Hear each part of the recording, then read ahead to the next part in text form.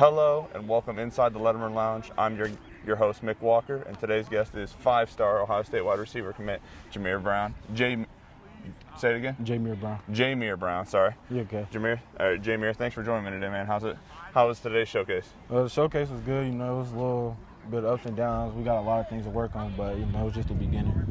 There were so many guys the past couple of years, whether it was Kent State with Tion Hunter or Terrell Lewis who went to Arkansas State. Like, there was guys that you had that you got to learn from that went to play on Division I football. What's it like now, just kind of being the leader here at Wayne? It's great. I was a leader last year. I was still kind of one of the young guys, but it's really good. Having teammates that look up to me. I'm a great leader. I always lead by a great example. So it's really good having my teammates looking up to me. I saw you when you guys are, hey, we're dropping a few balls. You guys kind of pull the guys to the side, just say, like, we got to raise the standard up a little bit. Yeah. Well, where does that, like, the idea of that come from? Where does those leadership skills come from, in your opinion? Really, just for me having little brothers at home, and, just having to step up all the time with my mom. Can't really step up, or like when she's just want to have a break to herself. So I'm always a leader at home. So I'm a leader everywhere I go. But part of that is because I've been I had like nerves like that, like them too. I'm not really that used to it, but I'm getting better at it. So everybody's always gonna have nerves. So you just gotta always talk to your people just to calm them down a little bit. Gotcha. And then when we were talking to your mom after the Under Armour camp a couple weeks ago, another reporter asked her, "Hey, is Jameer mow the lawn?" And she said, "No, his job is football." How much have you just been kind of focused on football, even since the end of last season, just trying to get better? Every day, really. Just getting better. My family is letting me do what I do just so I can take care of them in the long run and be generational.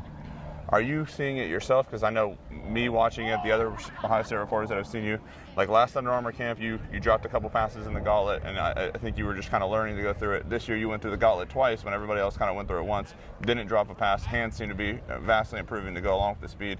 Do you notice those kind of improvements yourself? Yeah, always. You always got to find the stuff that you need to improve on and work on it. So that's all I've been doing. It's really just little things, looking the ball in with my eyes, catching the ball with my eyes, what my coaches say, just grip the ball, tuck the ball away, and that's what I do. Just getting better, getting out in and out of my breaks, controlling my speed. That's getting better with my routes. How much of those technical stuff you kind of learned or have learned from, whether it was last camp season when you worked with Coach Hartine or just talking to him over the phone? How much is it from his advice and his tips? A lot of it is. Most of it is from him. A lot of it is from my coaches too, because what Hartine tells me, what he told me, my coaches tell me every day. So, even when Hartline's not around to tell me, my coaches can tell me.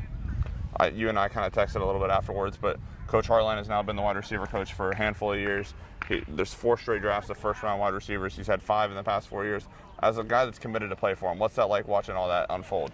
It's really great to watch all the older guys there that's already working, just get better each every day and compete with each other like I do with my team. So it's really good.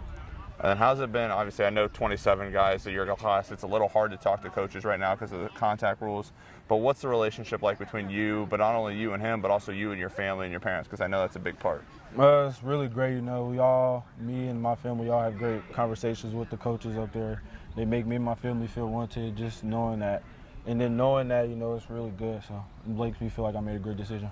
And then Coach Ryan Day, obviously, he's the head coach, just won a national championship, one of 3 national championship winning head coaches in college football now. How much was his presence, his words, everything that he kind of brings to lead the program, how much was that played into the role of you committing to Ohio State? It's good. He's a very great coach. Even though when you win, you'd be happy with your win, but you can't always focus on that. You always got to focus on the next step.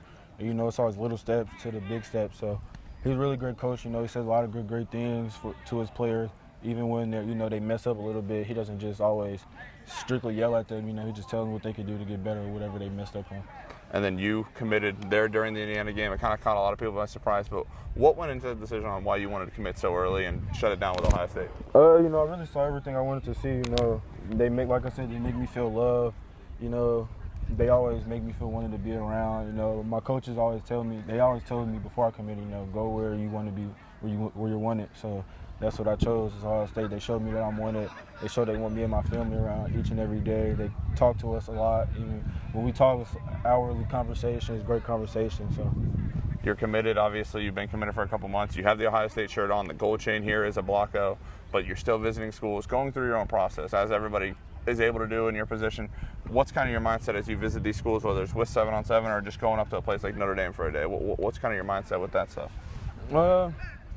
Really, most of it, like when I went to Notre Dame, it was really just go see my teammate. Well, he wasn't my teammate, but he went here, just to go see Emil Wagner, starting lineman at Notre Dame. So that's really what I was doing. Just to go talk to Coach Marcus, Coach Mike, and Coach Brown. So that's really what I was doing. I'm just basically kind of enjoying my recruitment. Even though I'm committed, I'm locked in. So nobody has to worry. I'm just going around a little bit.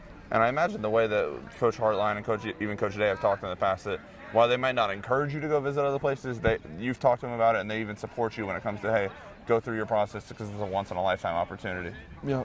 Most of the times, coaches really come to our school, so that's really what happens. But like I said, just enjoying it while I can, while I'm still a kid. Obviously, like you said, you're still a kid, but you've been very busy this spring, as you are, I think, every spring of your life. What's this whole process like? Where you got the showcase today, you've been playing 7-on-7, you very well could win a state championship in track. Like, what's your day-to-day right now, man? Really, it's just at this point, it's kind of just normal to me. I've always been busy. I've never been like this busy, but everything just going good for me, my family, my teammates, and just my school in general. So my day-to-day is really just get better, have fun. How was that 7-on-7 experience? I think you probably will still play. There's more OT7 events, but you're one of the first kind of wave of guys that have dove into the national 7-on-7. So how was all that experience for you? It was really good. 7-on-7 is a lot of great competition, so that's what I love to do. I love to compete. I'm a big competitor, so that's why I love to play 7-on-7. I'm blessed to be able to do it. You say you love competition off the football field. What else do you love? What is your favorite things in life away from football? Love to spend time with my family, my girlfriend.